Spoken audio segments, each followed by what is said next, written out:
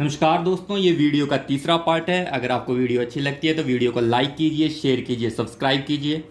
अभी हम फोकस करते हैं यहाँ पे, ठीक है। तो हमारे पास नेक्स्ट क्वेश्चन क्या है, यहाँ पे देखिए। ओजोन परत इनमें से किसमें होती है? तो ओजोन परत जो होती है दोस्तों, समताप मंडल में होती है, या हम बात कर सकते हैं स्ट्रेटोस्फेयर में होती है। अब हम इसे थोड़ा डिटेल में पढ़ेंगे। सबसे पहले हम बात करेंगे कि वायुमंडल क्या होता है, एटमॉस्फेयर क्या होता है। अर्थ के चारों ओर फैले गैसीय आवरण को क्या कहा जाता है? एटमॉस्फेयर कहा जाता है इसे, ठीक है। एटमॉस्फेयर की भी दोस्तों कुछ परतें होती हैं। पृथ्वी के नज़दीक जो परत होती है उसका क्या नाम है? उसका नाम होता है ट्रोपोस्फेयर, जिसे कसोब मंडल भी कहा जाता है। मौसम संबंधी घटनाएं, यहाँ पे देखिएगा, मौसम संबंधी घटनाएं जैसे बारिश हो गई, बर्फबारी हो गई, वो ट्रोपोस्फेयर में ही होती है, इतने इतने हिस्से में। ये याद रखना है आपने, ठीक है। नेक्स्ट जो लेयर आती है आपके पास वो होती है स्ट्रेटोस्फेयर। ये याद रखें, इसमें ओजोन जो होती है वो पाई जाती है, और ओजोन का तो काम क्या है? अल्ट्रा वायलेट रेज को सोखना, ठीक है। तो ओजोन लेयर, यही क्वेश्चन पूछा गया है कि ओजोन लेयर जो है वायुमंडल की किस परत में पाई जाती है? तो स्ट्रेटोस्फेयर में या समताप मंडल में पाई जाती है। ये जो लेयर है ये वाली, इसमें टेम्परेचर सेम होता है, और ये एरोप्लेन उड़ाने के लिए सबसे ज़्यादा सुविधाजनक होती है। ये याद रखना है आपने। ये जो लेयर है ये एरोप्लेन उड़ाने के लिए सबसे ज़्यादा सुविधाजनक होती है। नेक्स्ट देखिए, नेक्स्ट ये है मीजोस्फेयर। ये है आपकी आइनोस्फेयर। आइनोस्फेयर के कारण ही रेडियो संचार जो है वो संभव हो पाता है, ये बात याद रखनी है। जो सबसे बाहर वाली परत है जिसको कहा जाता है एग्जोस्फेयर, इसमें हीलियम और हाइड्रोजन गैस जो होती है वो बहुत ज़्यादा मात्रा में पाई जाती है। तो अब आपको दोस्तों पता लग गया ओजोन परत इनमें से किसमें होती है? स्ट्रेटोस्फेयर में। और स्ट्रेटोस्फेयर में जो होता है वो जो लेयर होती है वो एरोप्लेन उड़ाने के लिए बहुत अच्छी मानी जाती है। नेक्स्ट क्वेश्चन देखिए, महात्मा गांधी जी ने, सबसे इजी क्वेश्चन है, करो या मरो का नारा किस आंदोलन के लिए दिया था? तो वो दिया था भारत छोड़ो आंदोलन के लिए दिया था। 1942 में ये आंदोलन जो था वो शुरू हुआ था। तो हम बाकी जो हैं जैसे सविनय अवज्ञा आंदोलन हो गया, असहयोग आंदोलन और खिलाफत आंदोलन के बारे में भी डिस्कस करते हैं। यहाँ पे देखिए, महात्मा गांधी जी ने साबरमती आश्रम से 12 मार्च 1930 को 78 अनुयायियों के साथ दांडी की यात्रा जो थी इन्होंने शुरू की थी, ठीक है। 24 दिन की यात्रा थी ये, 375 किलोमीटर ये चले थे, और 6 अप्रैल 1930 को दांडी पहुंचकर इन्होंने नमक कानून तोड़ा था और सविनय अवज्ञा आंदोलन की शुरुआत की थी, ठीक है। और एक और क्वेश्चन कई बार पूछ लिया जाता है कि द्वितीय सविनय अवज्ञा आंदोलन की शुरुआत कब हुई थी? 1932 में। तो ये बात याद रखनी है। खिलाफत आंदोलन की शुरुआत जो हुई थी वो कब हुई थी? 1919 में हुई थी। अली भाइयों द्वारा जो है इसको शुरू किया गया था, मोहम्मद अली और शौकत अली, ठीक है। असहयोग आंदोलन के बारे में बात करें तो असहयोग आंदोलन की शुरुआत 1920 को हुई थी और 1922 तक ये चला था। और कब वापस लिया गया ये इंपॉर्टेंट है, जब चौरा चौरी की घटना हुई थी 5 फरवरी 1922 को। तो इस घटना से महात्मा गांधी बहुत ज़्यादा रुष्ट हो गए थे और इन्होंने असहयोग आंदोलन को वापस ले लिया था। तो दोस्तों ये क्वेश्चन भी हो गया हमारे पास कि करो मरो का नारा भारत छोड़ो आंदोलन में दिया था इन्होंने। खिलाफत आंदोलन जो है मोहम्मद अली और शौकत अली भाइयों द्वारा शुरू किया गया था 1919 में। असहयोग आंदोलन 1920 और 22 में शुरू किया गया था, ठीक है। और इसे वापस भी ले लिया गया था जब चौरा चौरी की घटना हुई थी, इसके बारे में भी हो गया। सविनय अवज्ञा आंदोलन आपको पता है, महात्मा गांधी जी ने दांडी यात्रा की थी, ठीक है, और इस आंदोलन की शुरुआत की थी। नेक्स्ट क्वेश्चन देखिए, बाइसन क्या है? तो बाइसन जो है दोस्तों एक अमेरिकी भैंस है, याद रखना है। जोहान्सबर्ग जाना जाता है विश्व की स्वर्ण राजधानी के रूप में, ठीक है। जोहान्सबर्ग जाना जाता है विश्व की स्वर्ण राजधानी के रूप में। नेक्स्ट क्वेश्चन देखिए दोस्तों क्या है। नेक्स्ट क्वेश्चन है, काला सोना किसे कहा जाता है? Black gold. तो पेट्रोलियम को दोस्तों ब्लैक गोल्ड के नाम से भी जाना जाता है। नेक्स्ट क्वेश्चन देखिए, जब भारत की राजधानी कलकत्ता से दिल्ली बदली गई थी तब इंग्लैंड का शासक या शासिका कौन थी? ठीक है, तो इसके बारे में देखिए दोस्तों, जब भारत की राजधानी को कलकत्ता से दिल्ली शिफ्ट किया गया था उसमें इंग्लैंड का शासक जो था वो था जॉर्ज पंचम, ठीक है। और इस राजधानी को शिफ्ट किसने किया था? लॉर्ड हार्डिंग द्वारा इसे कलकत्ता से दिल्ली शिफ्ट किया गया था। और उसी दिन 1911 में बंगाल विभाजन रद्द की भी घोषणा की गई थी। ठीक है। और जॉर्ज पंचम के आगमन पर भव्य दिल्ली दरबार का आयोजन किया गया था। तो क्वेश्चन अभी यहाँ पे क्या आ सकता है कि किसके द्वारा राजधानी जो थी शिफ्ट की गई थी भारत की, कलकत्ता से दिल्ली? तो लॉर्ड हार्डिंग द्वारा की गई थी। उसमें आए कौन थे? तो जॉर्ज पंचम का जो आगमन किया गया था। ठीक है। भव्य दिल्ली दरबार का आयोजन किया गया था और बंगाल विभाजन रद्द की भी घोषणा की गई थी उसमें। तो इसका जो आंसर आया वो आया जॉर्ज पंचम। ठीक है। आगे आपका क्वेश्चन है, स्वर्ण चतुर्भुजीय महामार्ग जो है किन शहरों को जोड़ता है? ठीक है। तो ये जिसको बोलते हैं गोल्डन क्वाड्रिलेटरल। तो गोल्डन क्वाड्रिलेटरल जो है 4 शहरों को जोड़ता है। वो कौन कौन से हैं? दिल्ली, मुंबई, चेन्नई और कोलकाता। फिर से देखिए, दिल्ली, मुंबई, चेन्नई और कोलकाता। ठीक है। नेक्स्ट क्वेश्चन, भारत का सबसे बड़ा क्षेत्रफल की दृष्टि से केंद्र शासित प्रदेश कौन सा है? अंडमान निकोबार। ठीक है। नेक्स्ट क्वेश्चन, अरब सागर में कौन सी नदी गिरती है?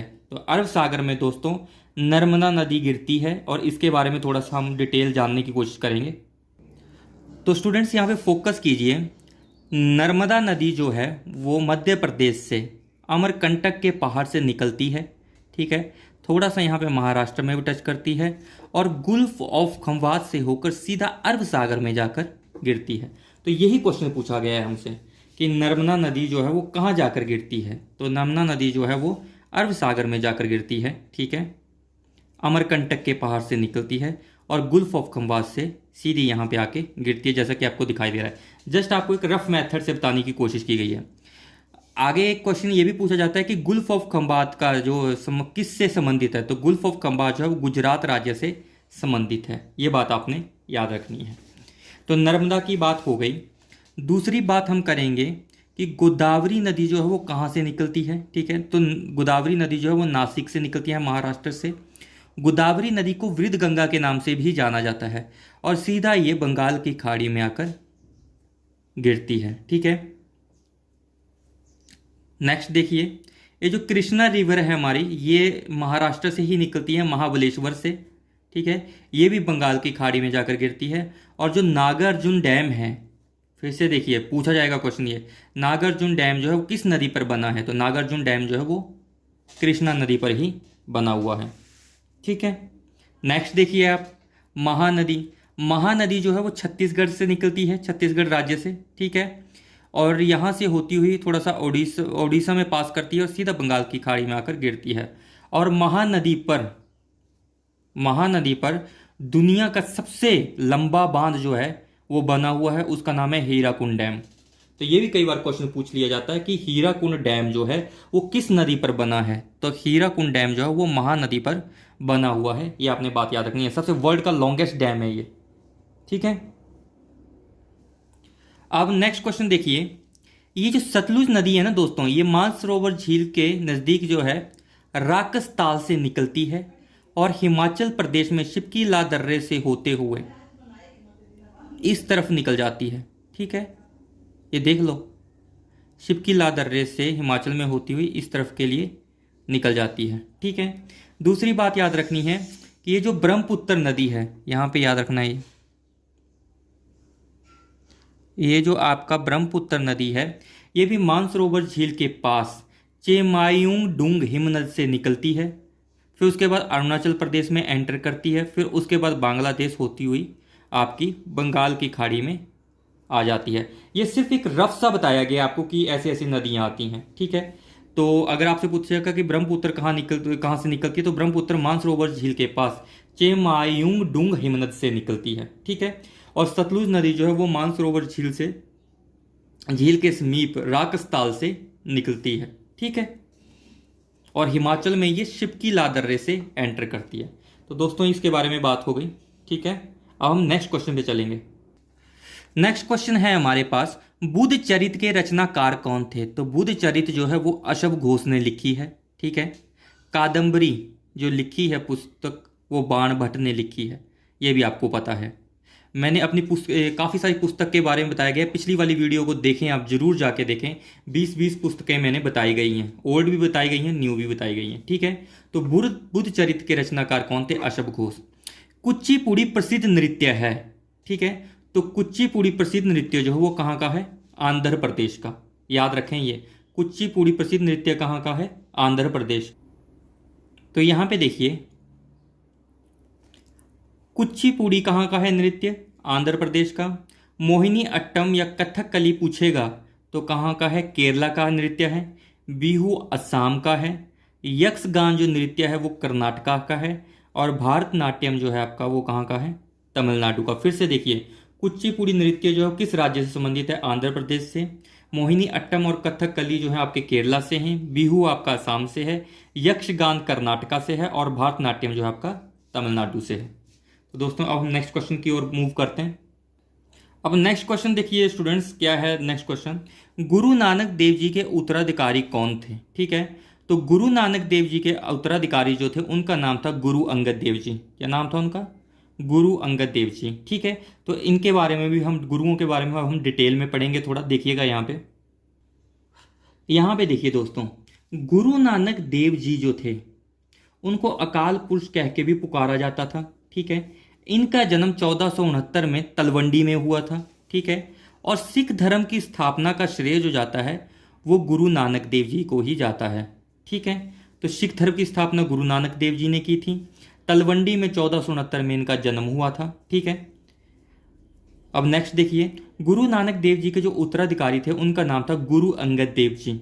इनके बारे में जो क्वेश्चन सबसे ज़्यादा पूछा जाता है वो पूछा जाता है कि गुरुमुखी लिपि का आविष्कार किसने किया? तो गुरुमुखी लिपि का आविष्कार जो है गुरु अंगद देव जी ने किया था। जरूर आएगा, देखना ये क्वेश्चन।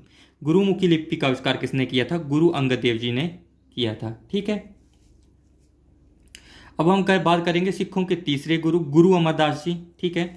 22 गद्दियों की स्थापना का श्रेय जो जाता है गुरु अमरदास जी को ही जाता है। और इनके टाइम में ये कहानी थी कि कोई भी व्यक्ति जो था वो बिना लंगर के गुरु के साथ नहीं मिल सकता था, ठीक है। 22 गद्दियों की स्थापना का श्रेय गुरु अमरदास जी को जाता है। और 22 गद्दियों की स्थापना और कोई भी व्यक्ति जो बिना लंगर के नहीं मिल सकता है, ये इनके बारे में ये बात कही जाती थी। नेक्स्ट देखिए, गुरु, चौथे गुरु जो थे सिखों के, गुरु रामदास जी। इनके टाइम में गुरु का पद जो था वो पैतृक हो गया था, ठीक है। अकबर ने गुरु रामदास जी को 500 बीघा जमीन, गुरु रामदास जी को 500 बीघा जमीन जो थी वो दान में दी थी। और गुरु रामदास जी ने उस जमीन पर रामदासपुर शहर को बसाया, जिसे आजकल अमृतसर कहा जाता है। फिर से देख लेना, ये बार बार पूछा जाएगा कि अमृतसर शहर को किसने बसाया? तो अमृतसर शहर को किसने बसाया था? गुरु रामदास जी ने बसाया था, ठीक है। अकबर ने इन्हें 500 बीघा जमीन जो थी वो दान में दी थी। नेक्स्ट क्वेश्चन देखिए। तो दोस्तों अब हम सिखों के 5वें गुरु जी के बारे में पढ़ेंगे। उनका नाम था गुरु अर्जुन देव जी, ठीक है। 1589 में इन्होंने हरमंदिर साहिब या गोल्डन टेम्पल का निर्माण जो है वो इन्होंने ही करवाया था, ठीक है। और हरमंदिर साहिब या गोल्डन टेम्पल की नींव जो थी वो कादरी संत मियां मीर ने रखी थी। और गुरु अर्जुन देव जी को सच्चा बादशाह के नाम से भी जाना जाता था। और आदि ग्रंथ की रचना किसने की थी, ये भी क्वेश्चन आ सकता है। तो आदि ग्रंथ की रचना जो की थी 1604 ईस्वी में, वो गुरु अर्जुन देव जी ने ही की थी, ठीक है।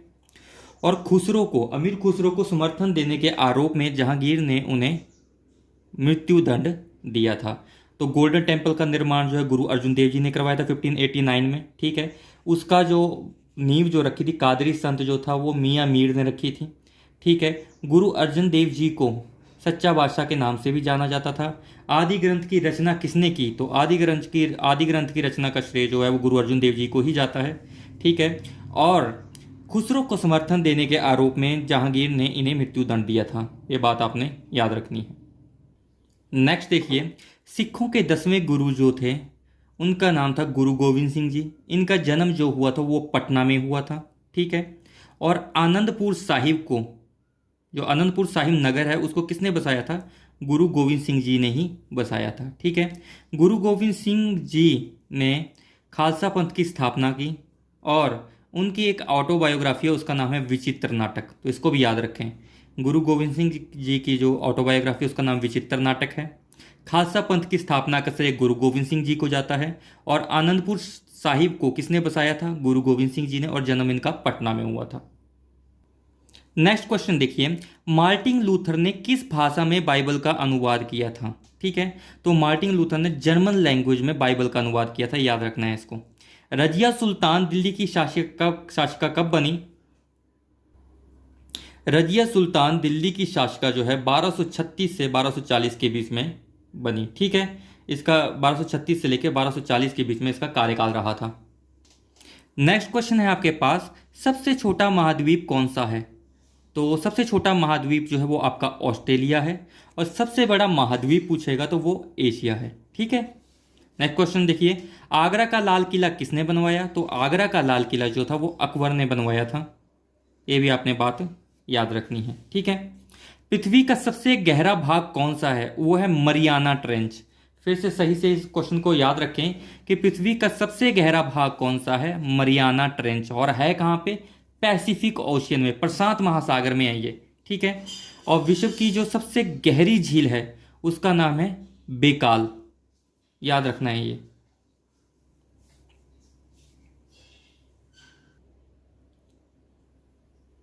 ये देखिए स्टूडेंट्स, ये है आपके पास मरियाना ट्रेंच। ठीक है, क्या है ये आपके पास? मरियाना ट्रेंच कहाँ पे पड़ता है? प्रशांत महासागर में, पैसिफिक ओशियन में पड़ता है ये मरियाना ट्रेंच। ठीक है, और जो जिस झील के बारे में मैंने बात की, क्या नाम था उसका? बेकाल लेक, सबसे गहरी झील है विश्व की ये देखिए रशिया में पड़ती है ये। तो मरियाना ट्रेंच जो है वो पृथ्वी का सबसे गहरा भाग है। बेकाल लेक जो है विश्व की सबसे गहरी झीलों में से एक है। ठीक है, अटलांटिक सागर किस अक्षर के आकार का है? तो अटलांटिक महासागर दोस्तों एस आकार का है। किस आकार का है? एस आकार का है। यहाँ पे देखिए, ये देखिए ये एस बन रहा है ना, तो अटलांटिक महासागर जो है आपका एस आकार का है। यहाँ पे देख लीजिए ये एस बन रहा है। ठीक है, अगर बात करेगा पैसिफिक ओशियन की, तो पैसिफिक ओशियन जो है वो आपका ओ आकार का है।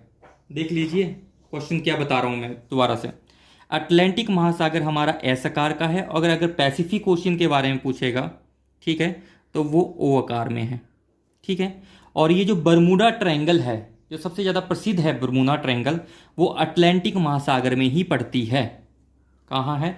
ये भी क्वेश्चन पूछा जा सकता है कि बरमूडा ट्रायंगल जो है किस महासागर में पड़ता है? तो बरमूडा ट्रायंगल, यहाँ पे देखिए बरमूडा ट्रायंगल जो है वो अटलांटिक ओशियन में ही पड़ता है। ठीक है, नेक्स्ट क्वेश्चन देखिए, कौन सा उद्योग सनराइज उद्योग के नाम से जाना जाता है? सूती उद्योग। ठीक है, कॉटन इंडस्ट्री को सनराइज उद्योग के नाम से भी जाना जाता है। अगर दोस्तों वीडियो अगर आपको अच्छी लगे तो वीडियो को लाइक कीजिए, वीडियो को शेयर कीजिए और सब्सक्राइब कीजिए।